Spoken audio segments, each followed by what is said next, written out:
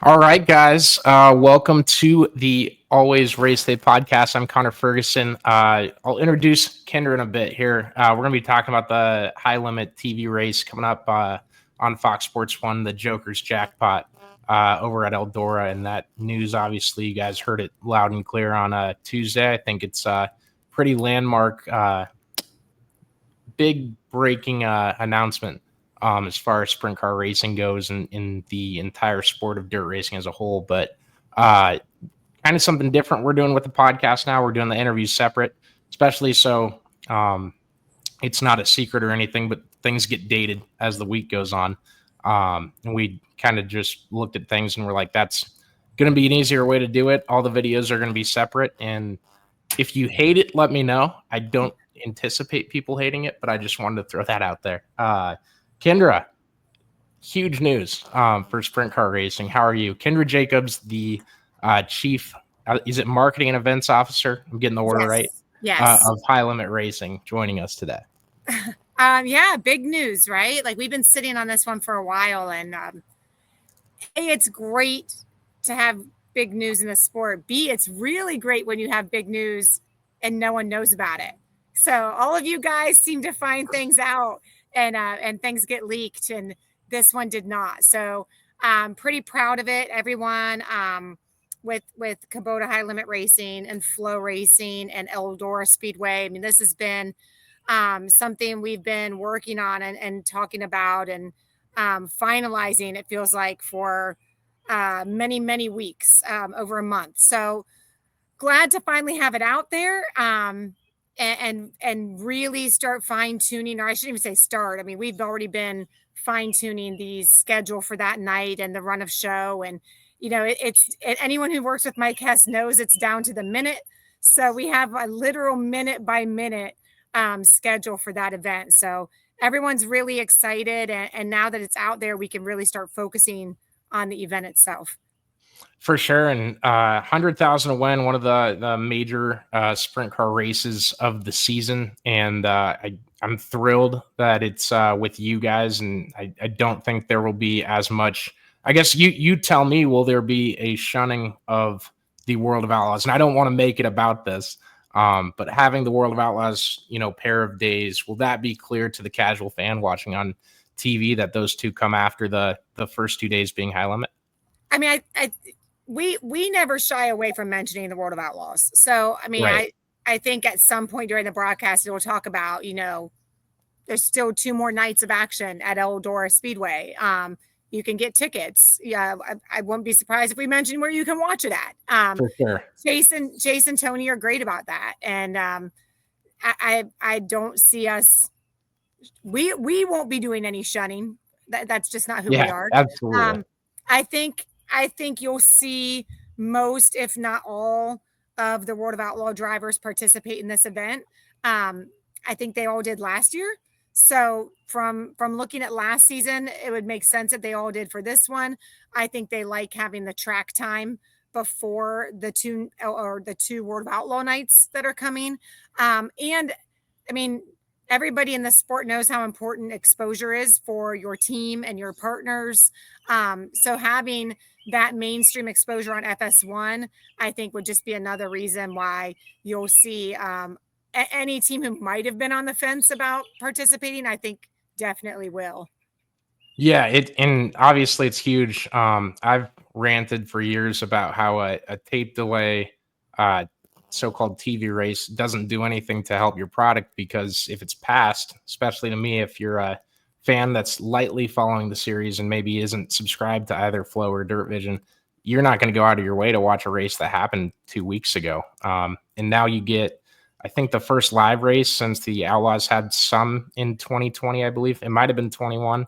I think it was 2020. I think it was COVID year. Yeah, that sounds about right. The last live race. Yeah, I mean, we are, I mean, no pun intended, but you're a very fast moving sport. And with social media and with live streaming and replays are posted instantly, and everyone knows the outcome of an event pretty much within an hour. And I even say hours pushing it.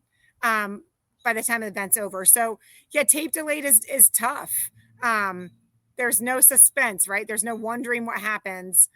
So those ones are really tough to gain traction. I think that there's been some pushback in the past with dirt racing on live TV because dirt is so unpredictable. So the track surface is a wild card at a lot of venues. I think Eldora, we feel really, really good about that and their track prep. Another, hiccup in dirt racing is we have multiple events in the TV window. So it's very different from a NASCAR event where they go green one time, and that is the TV window. So we'll have 5 events live during that 2-hour window. So, you really do have to hope that everything clicks off in the time frame that you have allotted. And we didn't just randomly pick time frames. This is from experience of past races and looking back at how long does a C main typically take at Eldora, and having those time frames set. Obviously cautions could come into play, red flags could come into play. And those are just things we have to be prepared for. Whether that's having content already planned to fill some downtime, or being able to work with Fox and see, what is the likelihood of having any type of cushion at the end of the 2-hour window, which I'm hearing that a little bit of a cushion will be there if needed. We are doing everything to make sure that's not needed. We would prefer to have extra time at the end of the event and be able to interview more drivers and give more drivers exposure than run over. So these are all things we're working on. Me, Connor, like I get online, I read the feedback. I think that's how you get better. So I've seen some of the feedback, I think mostly or really overwhelmingly positive.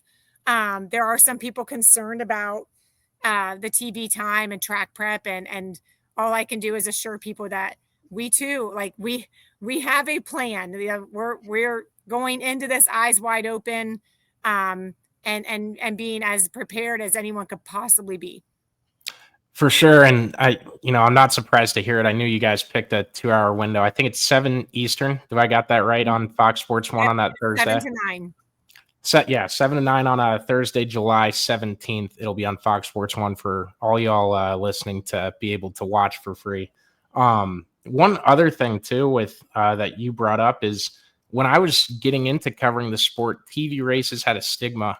And, through my time working in other sports, I kind of get in and I figure out what people are saying. And I kind of I trust it, kind of a good gut feeling about what the, majority of fans are going to think. I thought for sure we were going to have more, negative comments to having a live TV race because of what I had heard in the past when I came into the sport. And I don't think I saw one, honestly. Well, I think it's really different than it was 10 years ago, right? Like technically every race is on TV now. So it's not like we go from a completely commercial free, no TV programming, no production, to suddenly having it. Connor, I've got to stop for just 1 second. Yeah, no, you're completely all right. And I'll fill in this. I think her stream was cutting out a little bit. But yeah, it's a monumental deal. Thank you guys for the comments. It did work back in the day. Dang. Someday I'll introduce myself to you, and unless you want me to keep calling you Dang, but whatever your first name is. I've always been a huge proponent for putting it on TV live and having it in front of all the fans to see, especially for free. Not really for free. People from here and there are still paying for it, right? But the people that are already paying for that are going to get access to watch it. And I think that's a really big part of, growing dirt racing and getting more. Oh, hey, Ralph. Gosh, that's the last person I would have guessed. Thanks for listening, man. Appreciate you. Now I'm more nervous than I was. Thank you for being here. And I got some questions for you about dirt bikes sometimes, but next time I see you, I'll definitely be sure to ask. It's all behind the scenes BS. And I wanted to hear what happened with I you may not know who I'm talking about. We'll leave it up to a mystery at least while I'm on here. But thank you guys for tuning in. I'm hoping Kendra is back in a second here. One more time, 7 o'clock p.m. That's Eastern time on Thursday, July 17th on Fox Sports 1. And that's going to be the Joker's Jackpot. So High Limit will run their 2 days, and then the Outlaws will run the Kings Royal on Friday and Saturday. Oh, yeah. No, Ralph, I know who. Oh, I see. Dang. Sorry. No, you're all good. I had a runaway puppy, so I had to hurry up before she got to the road. Sorry. That makes a lot of sense. But I guess we were talking about the 2-hour window, not going over, and then the stigma of TV races has changed. Is there any other challenges besides the dirt, obviously, besides the window that you guys are looking at or possibly foresee? And obviously, I don't want to say it out loud and not knock on wood, but like cautions and red flags. I mean, I think the biggest one's rain, right? So that's probably the biggest factor that we can look at, we can study, but there's absolutely nothing we can do about it. And in a race season that's been plagued by rain, you can't say you're not thinking about it. So that's definitely something we've discussed. Other than that, like every single, this really isn't different for us as far as being on TV. We're on TV every single race, and it's Flow Racing that's producing this event, not Fox. So it's our same producer, it's our same audio technician, it's our same announcers. From our perspective, it's the exact same thing we do every single night. We just have to do it in a tighter window, which, I mean, High Limit, we run a tight window anyway. So getting done at 9 is about 30 minutes before we normally get done. So really it's just getting done in that tighter window, which we just, Mike Hess created a format that's going to work, and it's going to fit everything into that time frame. So I think everything that we're worried about is like a precautionary worry, which being in PR, that's my background, is to worry about things and have a plan before it happens. So that's pretty much everything. We're all very positive about it. It's a great opportunity for our sport. This is what High Limit and Flow said we were going to do. We are going to do everything we can to grow this sport and put a spotlight on the drivers and the teams and the sponsors. And that's what we're doing. I mean, this is just another thing we're checking off the list of, like, yes, we're doing another thing to grow the sport. And I'm really proud of Brad and Kyle and everyone at Flow for making this happen. Yeah, and absolutely. And as you said, with rain, if something does happen and you guys fall out of that 2-hour window, is there like a 15-minute buffer period, later on that they'll stay with the live event? Is there a contingency of Fox Sports 2 or anything like that set up? I mean, I think it's going to be we decide at that moment. Okay, gotcha. So, I mean, luckily there's not really any other major sporting event going on that night that's going to like bump us. So I think we look at it at that moment and see what the plan is. If it's we run later that night, are we getting completely rescheduled to another day? And then that will be decided then and announced as soon as we can. But let's just hope that we're all just hoping that it's not an issue and not something we have to think of that night. For sure. And then last two things. I wanted to hear if you got a raw reaction from Tony Stewart and what he thinks and that race happening on TV at Eldora. I haven't talked to Tony at all. I've been working with Levi Jones on everything. Anybody who's ever worked with Levi knows that he's like the consummate professional, and he is just extremely level-headed and knows the sport inside and out, and just like us wants to keep growing it and do bigger things. And so Levi and Jonathan Bateman, who I've been working on everything. And no, I really haven't talked to Tony, except just knowing from Levi that Tony will I think they're racing in Washington that same weekend. So he won't even, unfortunately, be there, which I think he's kind of bummed about. Yeah, that's obviously unfortunate for Tony, and stinks for, to have the place that he helped raise too, and all that. But I'm sure he'll at least be tuned into it. And then bringing in Blake Anderson, buddy of mine. I just wanted to touch on that, and Chase and Tony do a great job. Chase Rodman and Tony Laporta. I don't just want to say their first names, but they do a fantastic job week after week. And when I read Blake's name, I was like, that's the perfect third guy to put on the broadcast. Yeah, I mean, Blake just brings a great energy to it. I mean, he knows the sport. It's not bringing in an outsider who's a great announcer and having them learn sprint car racing. It's finding someone who is a great announcer and knows sprint car racing already. So that it's just a great fit. He and Chase have worked together before. They work really well off of each other.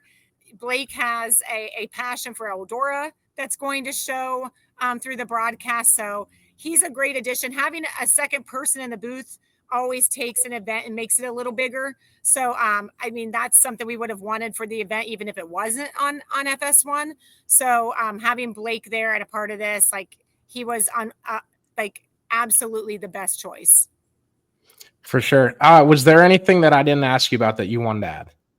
No, I just think that I just appreciate the fans seeing this vision and being supportive of it. And, I really encourage people who, if you're not going to be at Eldora, which let's be honest, there's going to be about 25,000 people at Eldora. So not worried about people suddenly staying home. That's when you have an event like Eldora, they sell out. Like it's going to be massive. And I just want everybody there to bring the energy and the excitement, because it's going to show on TV. If you're energetic and you're like having a great time, that shows on TV too. And a lot of this is just to have people that are flipping through the channels, or they hear that it's on FS1 and maybe they might watch sprint car racing for the first time. I want them to see what this sport's all about. And then next year they decide to come to Eldora Speedway, because once you see it, you want to be there. And for everybody who's at home, invite your friends, your coworkers, your family, have a watch party. We used to do that for Chili Bowl when we couldn't go, and it's so much fun. So hopefully everybody, whether you're home, whether you're at the track, everybody gets to enjoy this event. And hopefully this is just leading to more of them. Yeah, I'm with you there, and I hope that's on the horizon. I'm guessing you couldn't share anything, even if that is part of the deal. But no. But yeah, thank you so much for joining us. Thank you guys for tuning in. Kendra's got a heart out in 3 minutes, so wanted to get her off in time. But this has been the Always Race Day podcast. Thanks for listening.